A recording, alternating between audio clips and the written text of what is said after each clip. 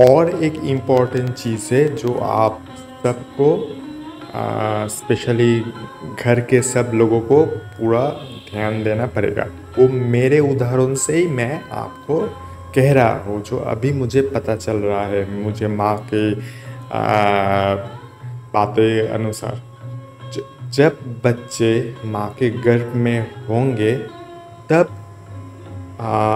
माँ को हमेशा धर्म ग्रंथ, कोई शक्तिशाली ग्रंथ हो, जैसे कि राणा प्रताप कैसे थे, रामायण, महाभारत और उपनिषद, जो जो जितने सारा अच्छा अच्छा धर्म ग्रंथ है उनको सुनाइए, अपने पत्नी को सुनाइए, और जो माँ बनने वाली है उनको सुनाइए। क्योंकि उस समय माँ जो सुनेगी, जो पढ़ेगी, जो दिमाग में घूमेगी, वही बच्चे गर्भ में रहकर सीखेगी। क्योंकि बच्चे जो माँ के साथ जो नाड़ी होता है, जो नाभि होता है, नाभि से कनेक्टेड होता है, उससे ही वो बच्चे सांस लेता है, उससे वो खाना खाता है, सब कुछ उस नाड़ी से ही होता है। इसलिए माँ जो सोचेगी, उसके ऊपर जो इफेक्ट होगी, वही बच्चा बाहर में आकर वही रिफ्लेक्ट करेंगे। और उस समय जैसे कि जब प्रेग्नेंट हो, जब बच्चा गर्भ में हो, उस समय कभी भी अपने जो पत्नी है उनके मेंटली कोई टॉर्चर मत कीजिए, उनको तंग मत कीजिए, डिस्टर्ब मत कीजिए। एक इन वर्ड में, एक बात में मैं आपको कहना चाहता हूँ, उनको हमेशा खुश रखने के कोशिश कीजिए। Try to make her happy. तो आपको उनको हैप्पी रखना है, बहुत खुश रखना है, मेंटली बहुत सेटिस्फेक्शन रखना है, उनको अच्छा अच्छा किताब पढ़ाना है। क्योंकि मेरे उदाहरण मैं आपको बता रहा हूँ। मैं जब माँ के गर्भ में था तो माँ ने मुझे बताया, माँ उस समय क्या करती थी, वो जो लाइफ साइंस है वो लाइफ साइंस पढ़ती थी, और जो मेडिसिन का बुक्स है वो भी पढ़ती थी, आयुर्वेद जो शास्त्र है वो पढ़ती थी। और इसलिए मैं कोई नहीं मुझे कहा जी ये पढ़ो, वो पढ़ो, ये पढ़ो, मैं खुद से ही मेडिसिन में बहुत अच्छा हूँ, लाइफ साइंस में बहुत अच्छा हूँ। इसलिए मैंने आपको ये करके दिखाया, इसलिए ये एकदम प्रूव है। और उस समय माँ को जब उनके इच्छा के विरुद्ध कुछ भी काम मत कीजिए।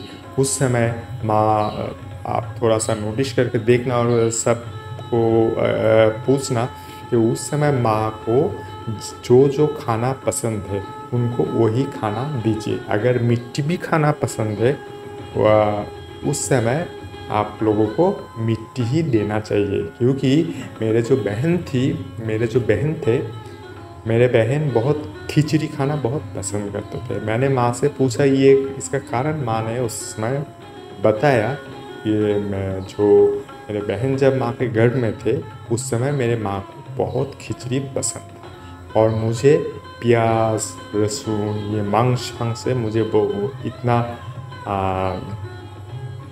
पसंद नहीं है। क्योंकि उस समय मेरे माँ भी उतना जो प्याज और लहसुन का जो गंध था उससे बहुत तकलीफ होता था, मांस इतना नहीं खाती थी उस समय, और साग सब्जियाँ खाती थी।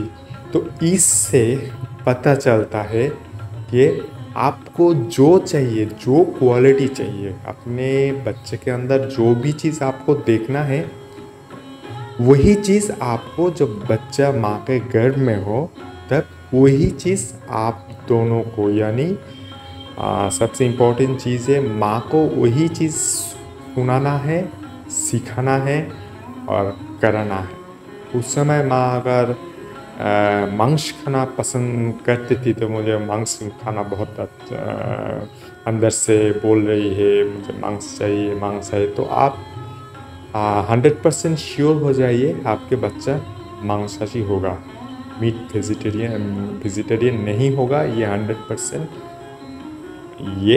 100% गारंटी है, वो मांस खाना पसंद करेंगे। तो ये सबसे इम्पोर्टेंट चीज़ है। आपको बच्चे को अगर डॉक्टर बनाना है तो आप उस समय अपने पत्नी को डॉक्टर का बुक्स पढ़ाइए। आपको बच्चे को अगर देखना है साइंटिस्ट बने तो क्या कीजिए, उस समय साइंस का जो जितना भी सारा बुक्स है वो पढ़ाइए। आपको अगर मैथमेटिक्स साइंटिस्ट बनाना है तो मैथमेटिक्स को साइंस सीखिए, उनको पढ़ाइए। उस समय आपके पत्नी अगर ड्राइंग करना बहुत पसंद करते थे,